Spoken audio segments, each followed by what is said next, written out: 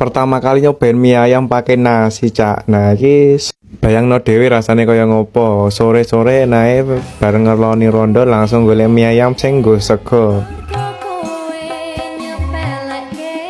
Selain tempatnya jembar, parkirannya juga lebar, Cak. Selebar bathukmu wis saking ciling-cilinge bathukmu iso nggo parkir mobil, motor barang. Parkirannya juga gratis. Buka bar subuh tutup jam 10. Esok-esok selain nyerang bakso ya iso nyerang soto, Cak, ning kene. Nek sore ya iso nyerang mie ayam. Nah, aku yang mending nyerang mie ayam porsi 10.000 wis porsi brutal ngono iki, Cak. Wis munduk ngene toppinge akeh lho, wis lengkap pokoke. Mene gede-gede, rasane gurih. Iki sambele ya lho, sambele ora mung banyu tok, sausnya ya berkelas. Sausnya kecap manis, sausnya kecap larang iki lho. Delon iki penampakan, wah mene gede-gede. Kayak rasane gurih-gurih seger ngono kae, Cak. Berhubung iki porsi brutal ngene iki aku sing ngeleh tak tambahi sego. Nah, iki segone regane gur 1.000, Cak.